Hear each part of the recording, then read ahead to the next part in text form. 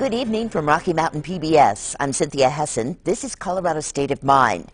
Election 2012 is over, and there were more than a few surprises in the results, especially in Colorado, where President Obama and school tax hikes both fared well despite the economy. Tonight, we'll talk about the aftermath with 4 Colorado journalists, including Al Lewis of Dow Jones Newswires and Alicia Caldwell of the Denver Post. Also, Laura Frank of iNews and Wayne Laugesen from the Colorado Springs Gazette. Colorado has had the experience of being a key swing state in this election cycle, with all that brings with it.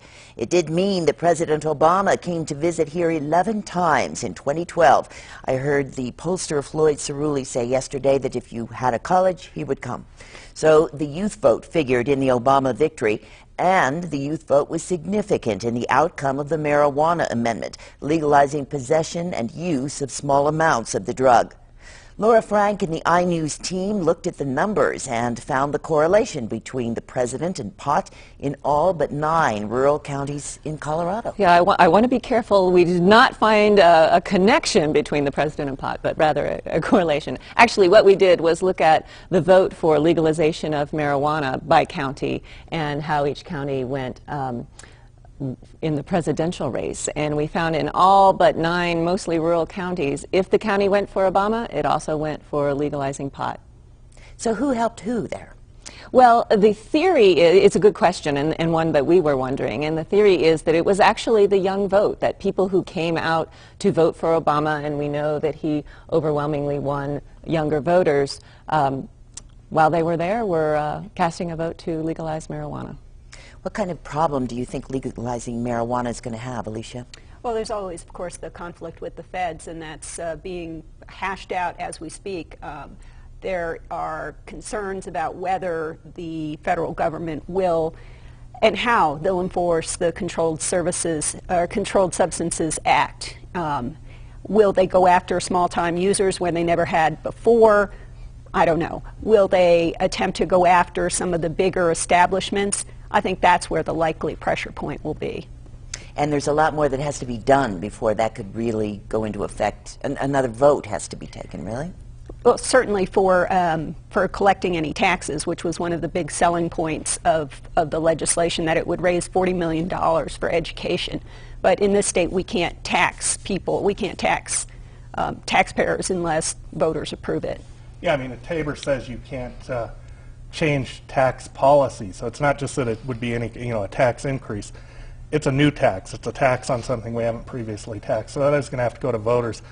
I don't think there's any problem with getting voters to approve that because that was a big selling point for the whole thing, and I think a lot of people voted for it because it is a potential source of revenue for government. So you're definitely going to have to get over the Tabor thing, but there's also a big 10th Amendment issue here.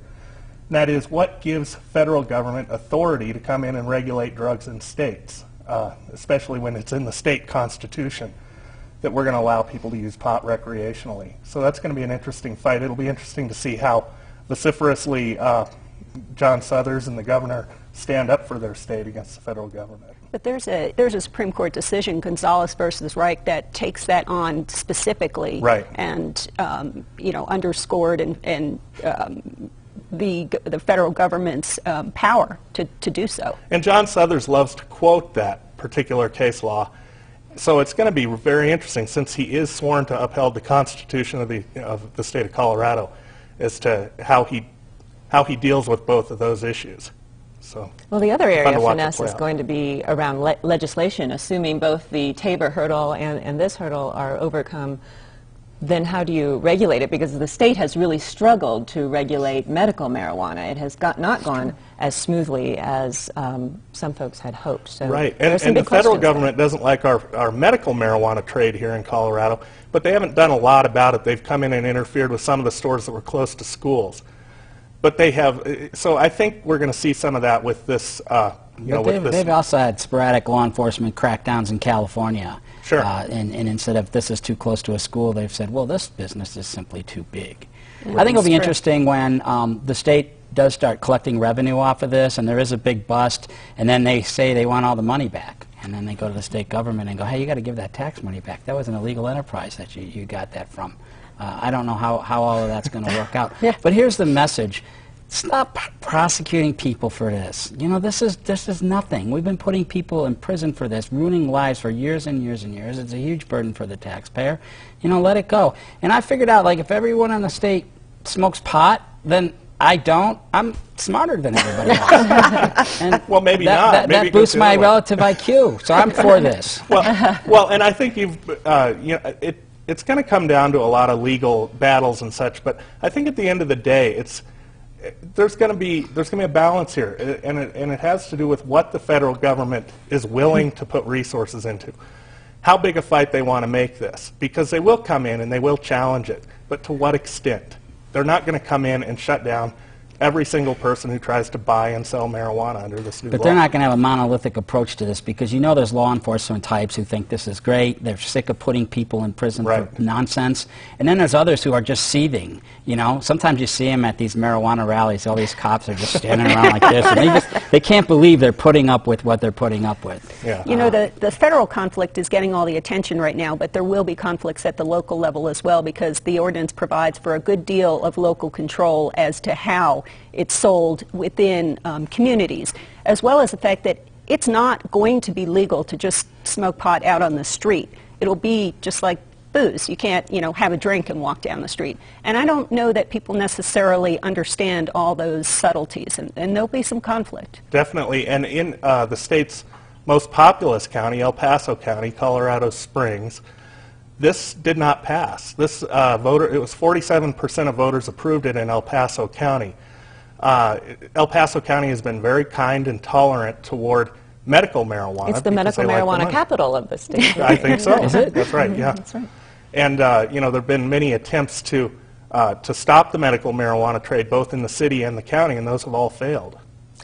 Let's go back to key voting blocks, and I want to make note that in a column yesterday, I guess it was, 2 days ago, Wayne wrote about the Hispanic vote in Colorado and how that came out for the presidential race. A phrase you used was Republicans have been felony stupid in their ostracism of Hispanics. Yeah, and we've been saying this for a long time in the Gazette, that the Republican Party simply has no future, and it cannot succeed going ahead if it continues with its attitude toward Hispanics. Now, a lot of Republicans will say, we're not against Hispanics, not in the least. We're against illegal immigrants. Okay, we get that. But that's not how it comes across. It's not how it comes across on talk radio, which is, right or wrong, is viewed by the general public as, you know, part of the GOP, a big part of the GOP. And the talk about immigration comes out on talk radio anymore as just general hostility toward Latino culture. And so I think that's really hurt Republicans. You had, in 1984, you had Ronald Reagan, who actively sought the Hispanic vote. He got 40% of it. Later on in 2004, you had George Bush, who spoke Spanish and was, did a very good job courting the Hispanic vote, got 44%, so it was going up. And, and then talk radio kind of talked it away. Talk radio and a lot of politicians pandering for the white vote, apparently. I don't know what their thinking is, but let's try to be more conservative than the next guy by talking more critically of immigration and illegal immigration, and not letting, you know, even infants of illegal immigrants who've grown up here, not letting them have in-state tuition. This kind of thing is perceived in the Hispanic community as hostile to Hispanics. It's not going to be parsed the way that a politician might think that it is in their favor. It's what I find ironic is that the biggest surge of illegal immigrants happened during the two Bush administrations. Our economy was booming, and that administration turned a blind eye to illegal immigration, even as conservatives in that party started to saber rattle about the issue. I mean, Obama's actually sent more people back over the border than George Bush ever did, and yet who's crying about this problem and trying to act like, you know, it's the liberals' fault. It makes me wonder if anybody's paying attention to the data. I mean, if you look at it, if the GOP was surprised by what happened in Colorado during the election or some of the other swing states with large Latino populations, just wait, because right now in Colorado, of all children aged 1 or younger, 47% are not white.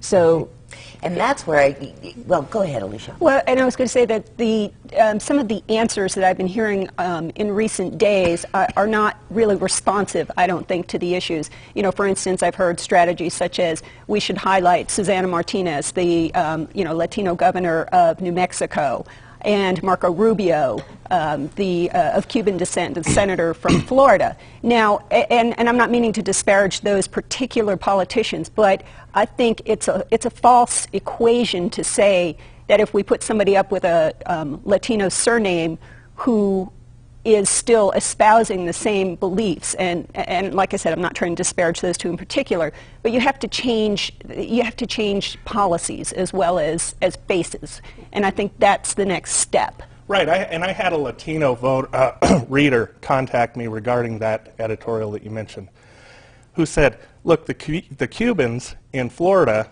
are 90% right-wing Republican, conservative Republicans, because they received amnesty. And so this person was making the case that amnesty is the way to go if the Republican Party wants to embrace and take advantage of this natural Republican constituency. That's what Ronald Reagan called it. He called it a natural Republican constituency. These are church-going Catholics, almost, the vast majority are church-going Catholics, family values people with a work ethic who are anti-abortion. Yet they are voting for Democrats in droves. And I dare say that's simply because of the ostracization put forth by Republicans and the fact that Obama has a real way of presenting himself as minority friendly. And so that has worked in the Democrats' favor and very much against Republicans. Let's turn to the financial implications. We hear all the time, Al, or we certainly did in the campaign season, that the markets, the reason money isn't moving at all is, well, not at all, but you know what I mean. The financial markets were waiting for some certainty out of this election. Well, I mean, I don't know how much certainty any election's going to bring. That's what they say. They want certainty. No investment carries with it certainty, so this is a lot of rhetoric. Our market is basically interest rates being lowered to zero and the Federal Reserve Bank buying up bad mortgage loans that have been on the books of banks for years, since the financial crisis of 2008. This is the junk that they created out of mortgages that defaulted, and no one's going to buy these things. The Fed buys $40 billion worth a month. So, the reason why we don't have growth in the economy is because we have these huge debt loads, and these debt loads are going to take years to churn through. Also, they're also ending up on the balance sheet of the United States government. But, the market, a lot of people in the stock market supported Obama, and so, whether or not he's going to bring regulation to them. I mean, he certainly didn't the first time around. He appointed the very same people who I thought were responsible largely for the financial collapse. I mean, Ben Bernanke, the Fed chairman, appointed by Bush, also appointed by Obama. And then you had Timothy Geithner, right? He's the new Treasury Secretary. He was in charge of the New York Fed.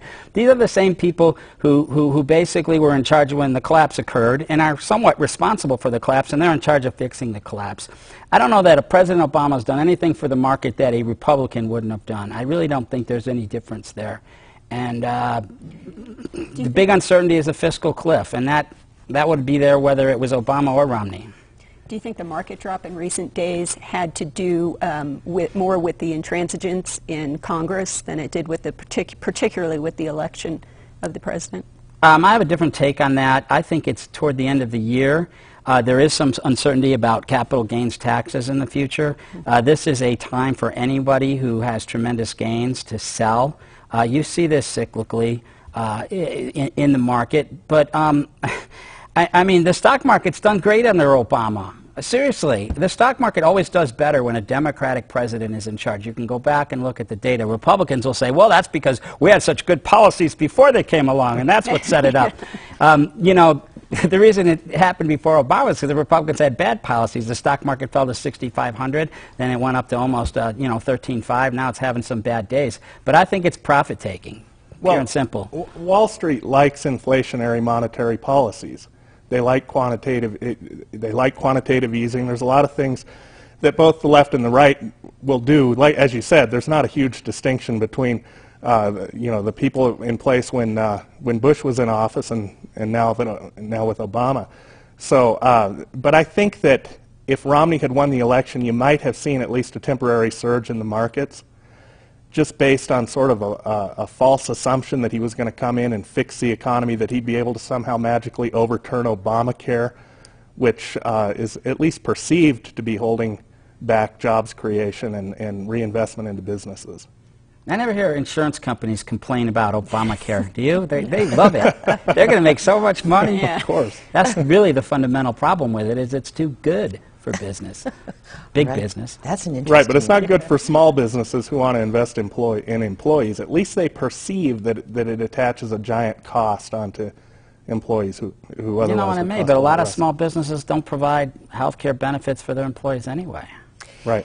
And it's we're a year away, a little bit more than a year away in Colorado from having the exchange that will let small businesses see how it's going to be for them. So coming back to the state, let's talk about the legislature, Alicia. Well, we had a return of Democrats holding power both in all three, in both the House, the Senate, and also the governor's mansion. So you have one party controlling all of those elements. And I think there is a concern that perhaps issues or legislation that is too far to the left will make it to the governor's desk. The governor has established himself as a centrist governor, left of course, but he's a Democrat, but centrist. He might be in the position of having to veto things that might give some pause to some of his supporters. So this is a case of be careful what you wish for. Yeah, exactly. So if you've got everybody, exactly. in the same party rowing the same way, where do you wind up? Right. And I think the leadership within the House and Senate, the leadership elections, will have a great deal of sway with the kind of legislation that eventually gets through the sausage-making machine. So, Laura, coming back to what you were talking about at the beginning with the pot, or we were all talking about how much more has to go on. Does having a Democratic-controlled government make that any easier or different? Or I'm not sure that it does. I mean, part of the difficulty with regulation of marijuana has been how do we follow it from cultivation through processing to sales? What happens when you're surrounded by states that it's not legal in and you have potential influx of people? How are you monitoring what's going on? These are all things that the state has been grappling with and hasn't really found a good way to deal with. In fact, some of the regulations for medical marijuana still aren't written how many years after. So I think really we're probably looking at transcends politics. It's more operational or something. I think so. I think And so. it gets back into the whole practical nature of trying to enforce laws against marijuana, which is one of the reasons why I think Coloradans passed this. It is practically impossible to enforce laws against something that can just so easily be grown in a closet or a basement or in a ditch. So I think so much more of this comes down to what people will ultimately get away with and what priorities are for law enforcement, as opposed to what technically the law says. A good example of that would be, of how vague the law can be. We use the Interstate Commerce Clause to sort of defeat and invalidate the 10th Amendment all the time. For any listeners who don't really understand what that means, the 10th Amendment simply says that powers not granted in the Constitution to the federal government belong to the states or the individuals. So we use Interstate Commerce Clause, but medical marijuana, for example, is exclusively in-state commerce. You cannot, it's impossible to trade it out of state lawfully because other states don't allow it. Other nearby states. Yet. yeah. Yet. Yet. Oh, all right. Yet. Key word. The other surprise, at least it was surprising to me, was how many taxpayers in Colorado decided that they would ante up for schools. I think it was 2 years ago or 4 years ago, 19 out of 20 of the issues like this failed. This time, 29 out of 34 went forward. We had all kinds of tax measures passed throughout the state for the first time in a long time. Colorado Springs El Paso County passed 2 tax measures. One is a transportation tax extension, and the other was a last minute, I mean, it just sort of came on the scene literally within months of the election. The sheriff wanted more money for his department. He was under heavy criticism for the way he popped this on people, and it was going to conflict with the transportation tax. They both passed with flying colors. I think what we have, and some other measures in the county passed as well, such as a fire district tax increase in Monument. So what you have is pent-up demand. I think you have had agencies starving now for many, many years, and taxpayers holding the line and saying, let's get through this recession, let's get through this recession before we talk taxes. And it's finally reached a point where people realize they actually need to put some money into these things if they're going to. And Colorado Springs has in some ways been the poster child for what happens when the contraction goes and goes and goes, and you're turning off lights and you stop watering grass. And that's right. Yeah. I mean, there are some upsides to that because Colorado Springs and El Paso County aren't in debt to the extent that a lot of other municipalities and counties are. But yes, at some point you want your grass back and your lights back on, and so. I think the number of fiscal measures that passed are a function of both the improving economy and that so many of them are education really highlights, I think, Coloradans' commitment to a good and decent educational system for at least for K to 12. And I'm wondering, I'm hopeful, I guess, from my standpoint, and we've editorialized numerous times about the need for higher education support. I hope that at some point this translates into a broader support for increased higher ed funding so that we can have public institutions that remain publicly supported. Interest rates are zero. You should be borrowing right now. I mean, everyone's doing it. Companies are doing it. Municipalities should be doing it too. There's some very favorable deals out there for bond issues, and I think that's got a lot to do with it. I worry about what's going to happen, though, when interest rates go up. Well, all right, but let's stay maybe in a shorter time frame here. And before we wrap up, let's come back to the demographic issue. It's been interesting what you're saying about how Hispanics should be a natural constituency for the Republicans.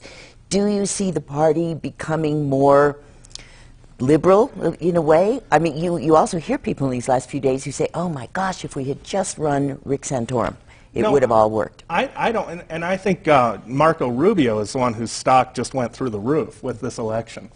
And Marco Rubio, now I think everyone realizes, could have given an easy Florida victory to Romney. Certainly would have helped bring, I've talked to a lot of Hispanics about this, and if there had been a Hispanic on the ticket, they would have looked at that ticket. They didn't even look at it the way it was. I don't think the Republican Party needs to become more liberal to broaden its base. I think it needs to do a better job of communicating what it has to offer to young people and what it has to offer to Latinos. This is a party that's been in the business of appealing to older white voters for many, many years. That's worked very well for them.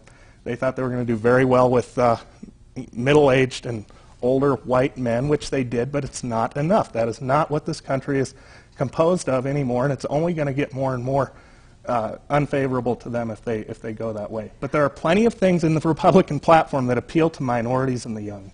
I'm going to have to disagree with you a little. I don't think there was any lack of communication given the number of political ads that we saw and mailers and people on my front porch. I do think that the Republican Party's platform is too hard right for the majority of Americans.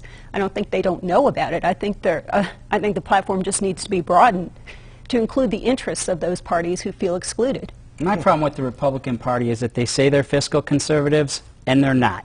They spend the money just as fast as everybody else. And, to a large extent, they're responsible for the debt that they like to stick with Obama. And all of the things that they accuse Obama of doing, they do themselves. I like the message of limited government. I like the message of low taxes. I like the message of more freedom. But, I mean, it was George Bush who started Homeland Security. That's another whole other layer of law enforcement in this country. And I can't even, get onto a plane without having somebody touch my junk. I mean, seriously, this is a police state, and it was created during a Republican administration. Hey, so I just don't buy any of the rhetoric. I think that they've been, I don't know, duplicitous. Well, part of their problem is exactly what you said, and it's that people remember George W. Bush, who governed very similarly to Barack Obama. And what you have with Barack Obama, and we've written this and detailed this many times, is just an extension of the George Bush presidency, except that he does a lot more of it. He does a lot better job of it, of spending money and borrowing money and creating new federal programs, took the but Bush they're the plan same. forward. That's right. You know, and people it's more effective. People forget who nationalized Fannie Mae and Freddie Mac. People forget. They That's think right. it was George W. Bush. Who started the bailouts at GM? It was George W. Bush. W. Bush. Who created TARP? When was all that created? I mean, TARP was just like a gift basket to Obama. Here you go. Here's $800 billion. Just go spend it any way you want. Yeah, that's right. You know, all of this started under Bush, and then they have the temerity to say, "Oh, look at this socialist over here."